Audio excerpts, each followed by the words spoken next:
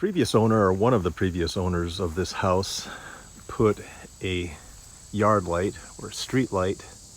I think it's not sure if it's a sodium vapor, mercury vapor, I'm not sure, but it's a bright light. Put it right on the corner of the roof of the house. The problem with this is it's right outside our bedroom windows, right there. And it's also kind of low to the ground. I mean, it's probably only about 9 feet, maybe 10 feet up. So I've already disconnected the wiring, which he had routed down the side of the house and up under the siding and into the basement. I've already removed all of that. I'm going to remove the light, and right out here in my yard, right there, is the remnants of an old, I don't know, I think it was an old swimming pool facility, some kind of a contraption to run a water filter and supply water to a pool that might have been sitting here in the yard at one point in time. And there's electricity here. What I want to do is dig this out, go ahead and remove the water lines and all of that stuff, preserve the electrical lines. And I've got 3 power utility poles over at SM Heartland. I want to drag one of them over here, and if they're still in good enough condition, I want to put a pole in here and get this yard light mounted onto a pole, which will better serve the yard. So this is the first step in evaluating that whole process.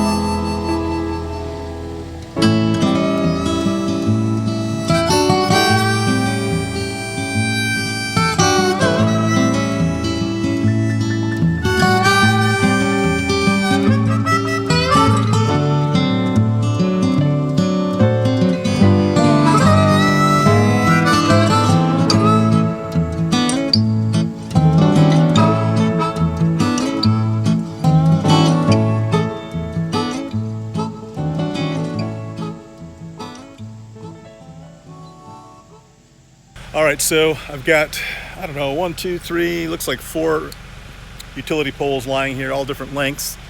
And they're not in the greatest shape, but they're not rotten, that's for sure. They just look kind of beat up on the outside. And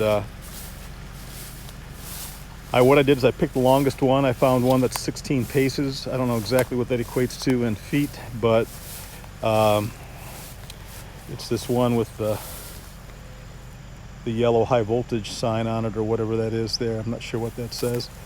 It has a good basic creosote still at the bottom of it, so kind of like that. So I'm going to go ahead and hook up to that one, and we'll pull her out of there.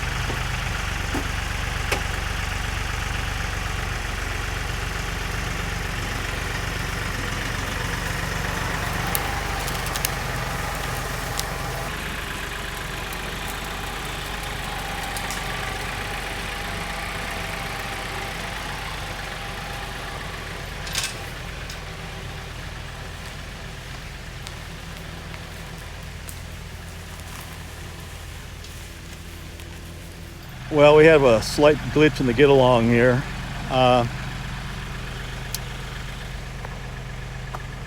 Trying to come around this little curve right here. From here, around here. I hit that tree and she snapped right off, folks. Looks like it's pretty decayed. Well, I can't say it's decayed, it's just old. Okay, it's decayed.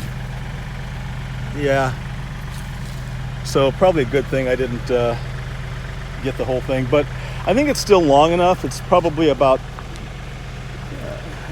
35, 36, maybe 38 feet long.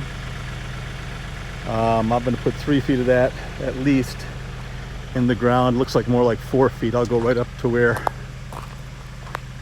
yeah, probably right up to where they had it before. That's probably more like 5 feet.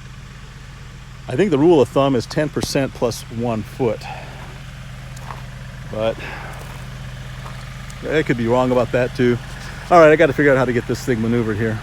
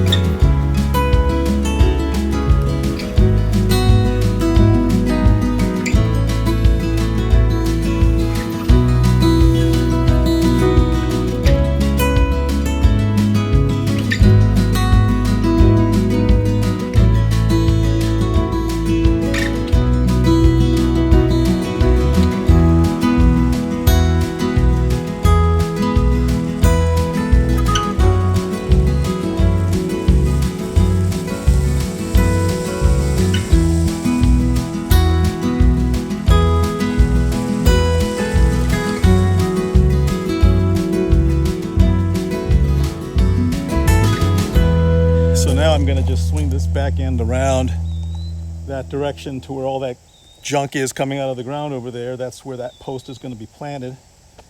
I'm going to have to check it out pretty carefully though, because it might not be worthy of putting in the ground. I don't know.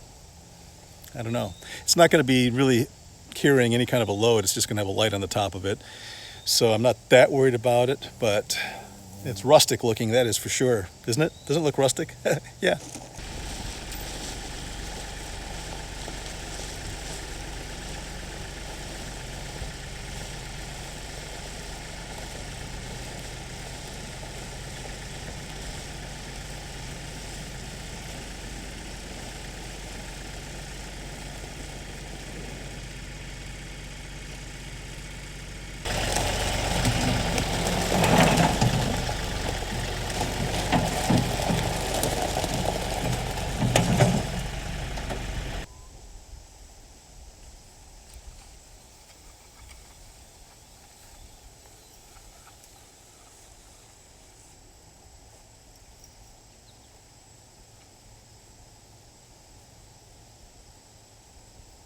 Well, I was off a little bit. It measures 30 feet.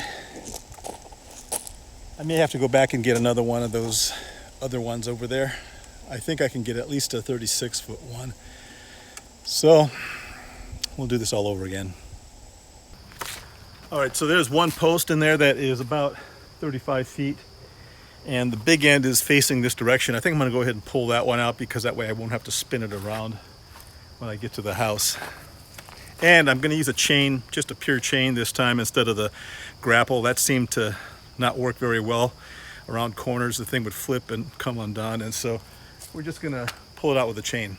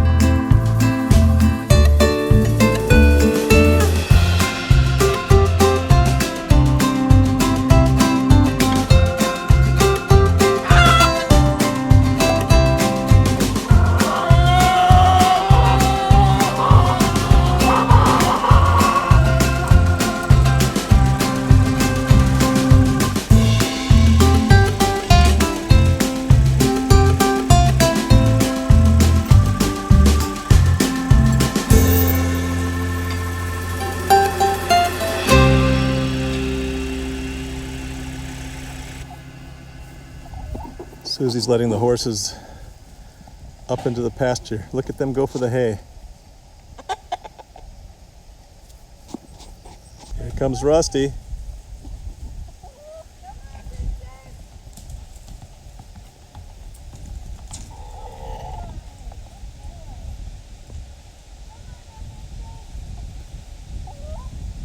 That's the little princess trailing behind, that little paint pony.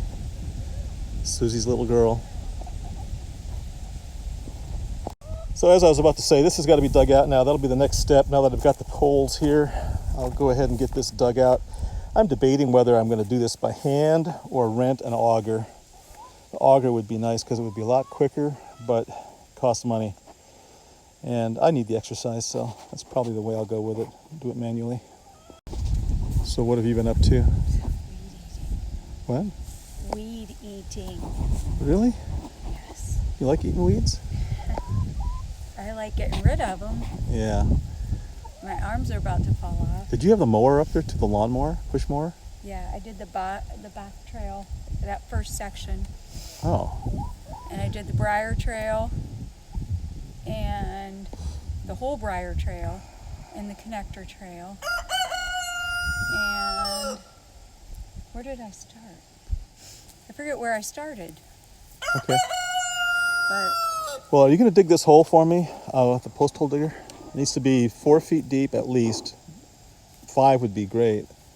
And it needs to be probably, I don't know, 18 inches in diameter.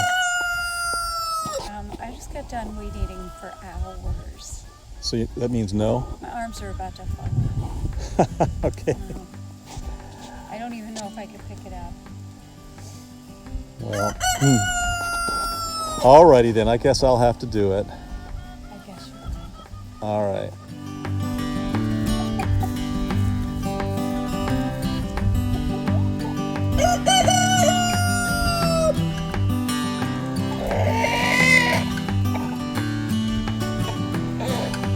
Hey, Ruby. Hey, girl.